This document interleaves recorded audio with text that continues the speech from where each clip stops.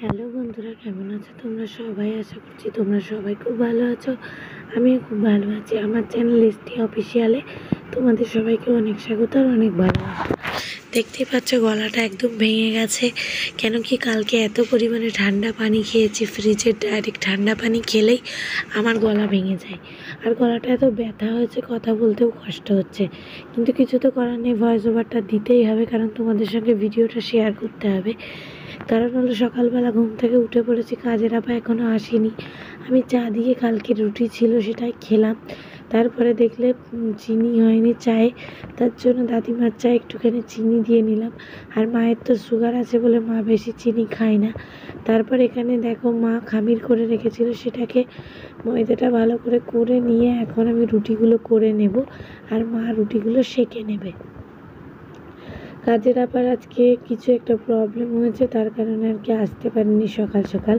নাহলে আমি একটু দেরিতেই উঠে থাকি, কেন কি সারা রাত তো জায়গা পড়ে যায়, তার জন্যই আর কি। সেটা তো তোমাদেরকে আগের ভিডিওতেও বলেছিলাম। যাই হোক, দেখো এখানে এগুলো করে নিচ্ছি রুটিগুলো। তারপরে ওয়াজি এখনও ঘুম থেকে উঠিনি, আর আজকে তাসলিমও কাজে যেতে পারিনি। তার কারণ হলো ওর গায়ে প্রচণ্ড ব্যথা হয়েছে, শরীরটা খারাপ হয়েছে, তার জন্য কালকে একটু খাটাখাটনি গেছে, তার জন্য আর কি। তারপর দেখো রুটিটা করে দিয়ে এসে আমি এখানে ঘরটাকে ঝাড় দিয়ে নিচ্ছি, বাসি ঘর, সেটাকে ঝাড় দিয়ে নিচ্ছি ভালো করে। কেন কি বাসি ঘর এইভাবে তো রাখা যাবে না, তাই সবার প্রথমে ঘরটাই ঝাড় দিতে হবে। কিন্তু যেহেতু আব্বু আবার সকালবেলা খাওয়া দাওয়া করবে, তার জন্যই আগে রুটিটা করে দিলাম আর কি। তো এখানে দেখো ঘরটা ঝাঁটিয়ে নিচ্ছে, আর এই দোলনাটা ঘরের মধ্যে এতটা বেশি স্পেস খেয়ে নেয়, তার জন্যই আর কি এখানটায় ডাইনিংয়ে রাখা হয় মাঝে মাঝেই। তারপর যখন ইউজ করি ঘরেই নিয়ে যাওয়া হয়, এরকমভাবেই আর কি রাখা হয় দোলনাটা। আর আমার ভিডিওগুলো যদি তোমাদের ভালো লাগে, তোমরা অবশ্যই লাইক করে দিও। তোমাদের একটা লাইক আমাকে নেক্সট ভিডিও বানাতে অনেক বেশি মোটিভেট করে থাকে, তার জন্যই আর কি। প্লিজ লাইক করো, আমাকে একটু সাপোর্ট করে দিও।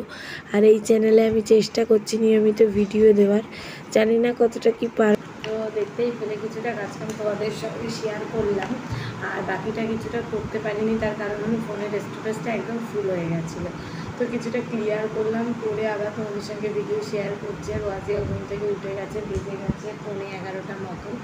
আর এখন সকালবেলা সেই চা খেয়েছিলাম, তারপর আর কিছু খাওয়া হয়নি, চা আর রুটি, তারপর আর কিছু খাওয়া হয়নি। তো এখন ব্রেকফাস্ট নিয়ে চলে এসেছি। কী দিয়ে ব্রেকফাস্ট করছি চলো তোমাদের সঙ্গে শেয়ার করি।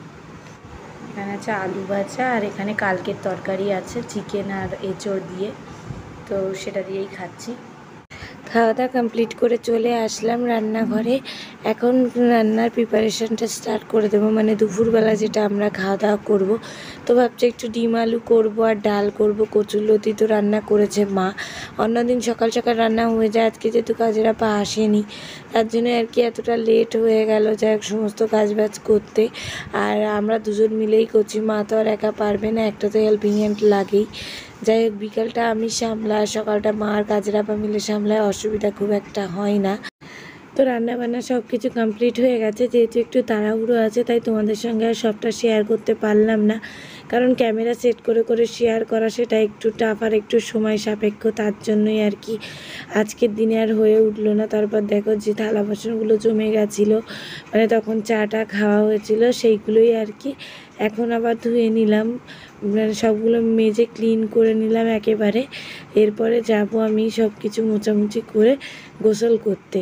আর ওয়াজিয়া ঘুমাচ্ছে, এখনও ওঠেনি, মানে ও সকালে উঠেছিল, তারপর ওকে আবার ঘুম পাড়িয়ে দেওয়া হয়েছে, তারপরে এখন আর ওঠেনি। যাই হোক ভালোই হয়েছে, এদিকে কাজগুলোও আমাদের হয়ে গেল।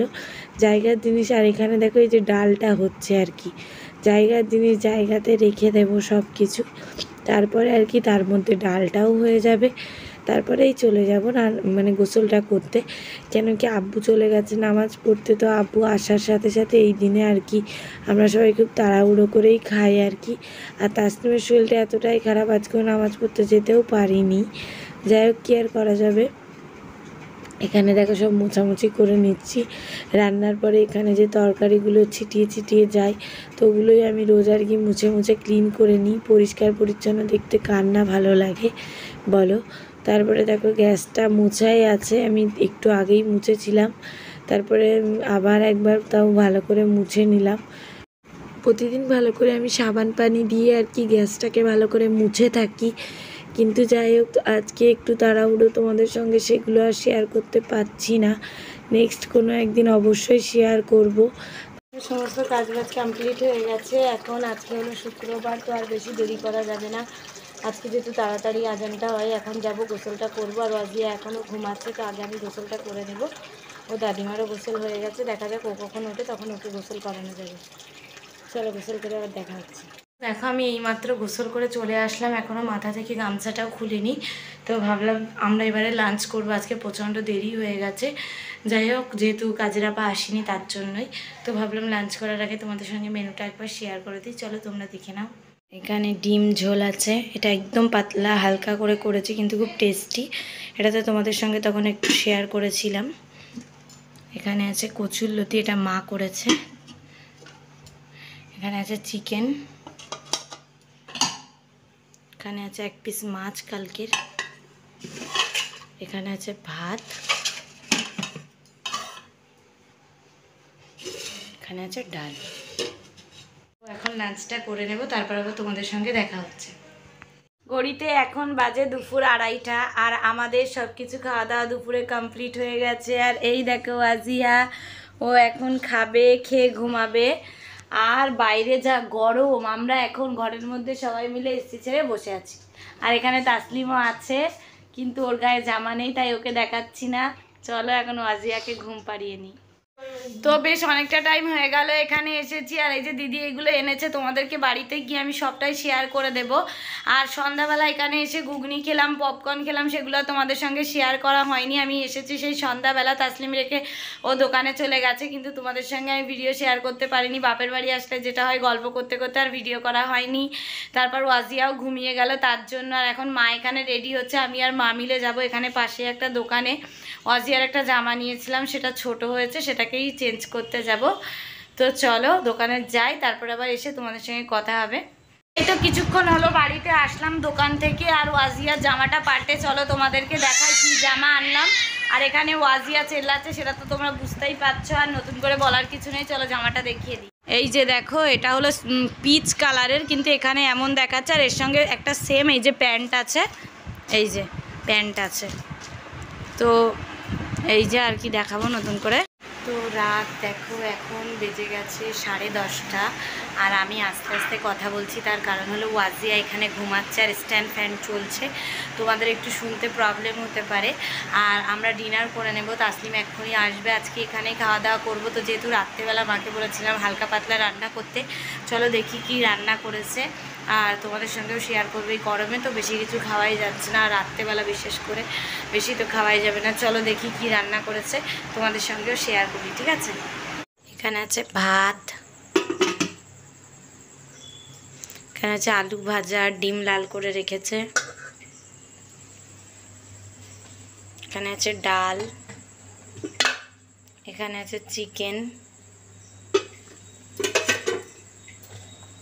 এখানে আছে একটা শাক ভাজা, সজনে শাক ভাজা, আর এই যে তখন ঘুগনি করেছিল খেয়েছিলাম। আর এই যে সন্ধ্যায় পাস্তা করা হয়েছিল সেটা।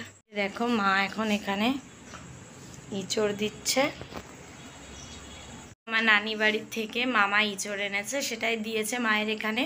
তো একটাই দিয়েছিল, কিন্তু ইঁচড় খেয়ে খেয়ে আর পেরে ওঠা যাচ্ছে না, তার জন্যই মাকে বললাম হাফ মানে অর্ধেক করে দিতে। তার জন্য মায়েদেরও দিয়েছে, কিন্তু তাও বললাম অর্ধেক দিতে, তাই অর্ধেকই দিল।